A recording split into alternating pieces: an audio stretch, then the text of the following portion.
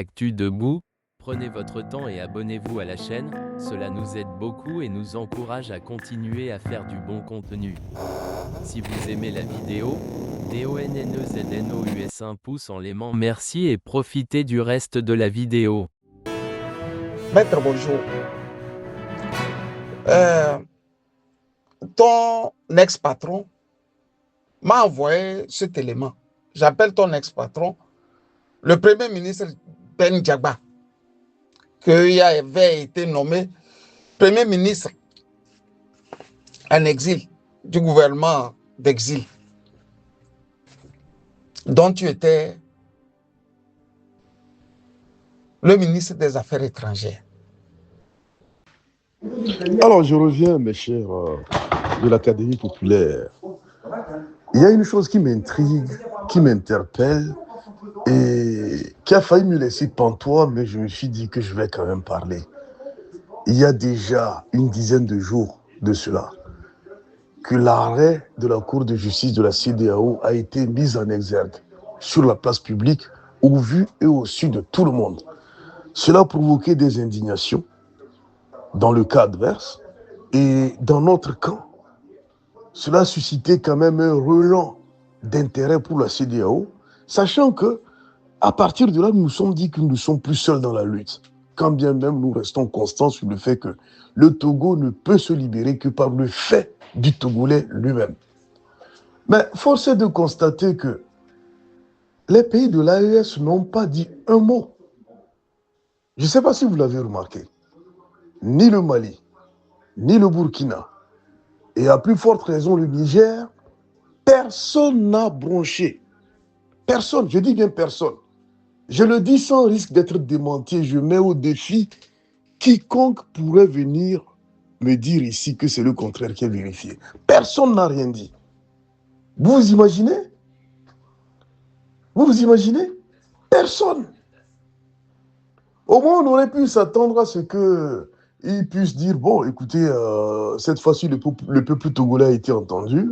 Il y a au moins une lueur d'espoir sur le fait qu'au niveau de la CEDEAO, les gens commencent à comprendre, ou ne serait-ce même que pour détester, manifester encore sa désapprobation à l'égard de la CEDEAO en disant ne serait-ce que c'est trop tard ou quelque chose comme ça.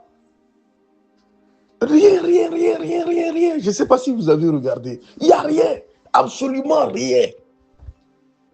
Je sais que là, quand je suis en train de le dire, à la fin, vous allez voir des gens qui vont prendre leur carquois et leurs flèches et commencer par me tirer dessus.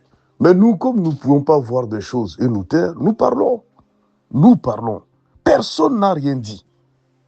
Hein? C'est nous qui vous avons dit à chaque moment, en tout cas ceux-là qui veulent bien nous écouter, que ces gens n'ont que faire de notre situation et que notre situation ne les préoccupe pas. Au contraire, d'ailleurs, les seuls moments où ils sont intéressés au Togo, c'est pour approuver les agissements du régime. Donc, je le dis encore, en espérant que vous qui êtes égarés comme Saint Paul sur la route de Damas, vous allez retrouver la voie. Je vous remercie. Je suis certes au boulot, mais je n'ai pas pu me contenir. Je n'ai pas pu me contenir, d'autant plus que ton chef de gouvernement, Ben Diagba, a, dans la légende de ton élément, écrit « Et Dieu ». Ça veut dire ce que ça veut dire. J'aurais pu me taire. Mais nous avons des petits frères. Et toutes les fois que tu vas aligner de ces choses qui peuvent vraiment détourner nos petits frères, tu me verras toujours devant toi. Pas parce que moi j'ai la science infuse, mais parce que il y a au moins la décence dans la vie à respecter. Parce que la nature même est justice.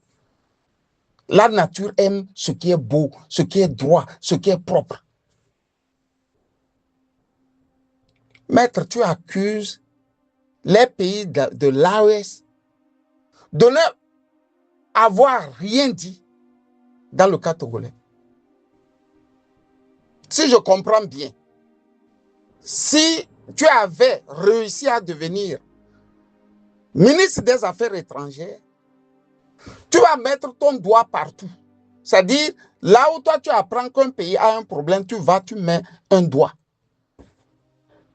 C'est ce que tu voulais apprendre aux Togolais à faire. Non, sois sérieux, quoi. Au demeurant, tu dis qu'il y a eu un arrêt de la CEDEAO au vu et au su de tout le monde. Les pays de l'AES, le Niger, le Mali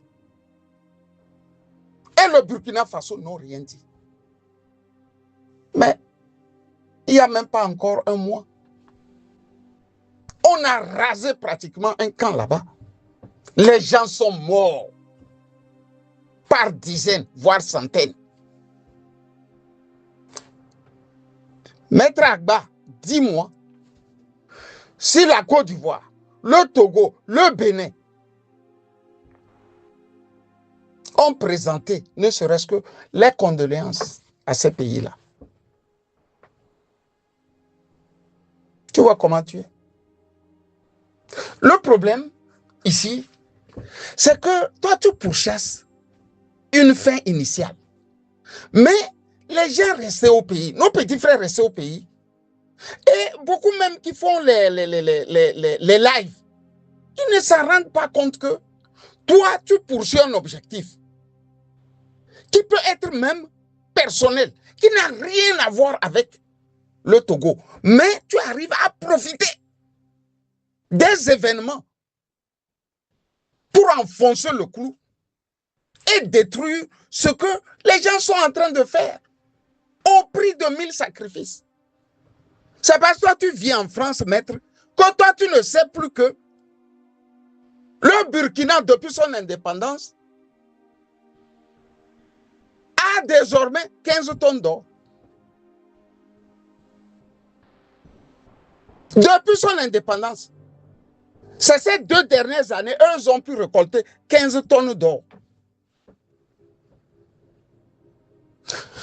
Depuis leur indépendance, c'est maintenant.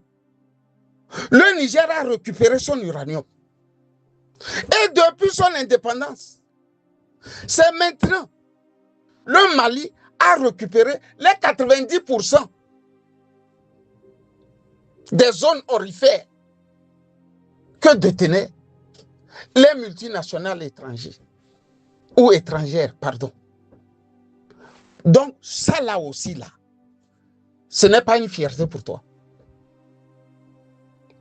Quand tu sors, c'est l'AES. Quand tu sors, c'est l'AES. Quand tu sors, c'est l'AES. Tu le fais au profit de qui? Non, dis-moi sincèrement, petit frère, tu fais tout ça là au profit de qui? Au profit du général Christophe Goma? Tu n'as pas besoin de ça. La France ne te voit pas. Parce que la France là pense que tu es comme nous autres, nous tous. Tu peux comprendre ça? Dieu n'est pas bête. Hein? Imagine un peu si Agboyeme devenait président. Et toi, tu es ministre des Affaires étrangères. Tu vois ce que tu allais faire à l'Afrique. Les dégâts que tu allais faire à l'Afrique. Puis Agboyeme Kodjo aussi ne croit qu'à la France. Je le lui ai dit de son vivant. Joseph Takeli m'est témoin. Je le lui ai dit, président, on ne peut pas avancer comme ça. Parce que l'Afrique est en train de bouger. Et si l'Afrique est en train de bouger, et vous ne bougez pas, arguant que François Hollande, vous avez sorti des raies ou des griffes de la dictature, ce temps-là est fini, il est passé. Il est passé, Maître Agba. On est en train de se battre pour une petite fierté de cette Afrique-là. Mais quand vous sortez, bizarrement, vous les intellectuels, on ne verra jamais un intellectuel africain basé aux États-Unis, basé en Angleterre, basé au Luxembourg, basé en Hollande, basé en Allemagne, faire ce que vous faites là. Il y a une petite meute là. C'est pas possible. Dis-moi, hein, les gens de l'AS là, ils devraient sortir parler à titre privé ou bien à titre officiel sur un cas vraiment qui ne les concerne pas. C'est à titre privé ou bien à titre officiel. Tu vois comment tu montes les citoyens de ton pays contre des gens qui sont harcelés par des mouvements terroristes. Chaque jour que Dieu fait, ils sont harcelés, ils se battent, ils veulent sortir la tête haute. Tu viens, tu enfonces les clous, pas le clou, les clous, parce que tu en as plusieurs dans ta main. Et tu fais ça, tu n'es pas gêné.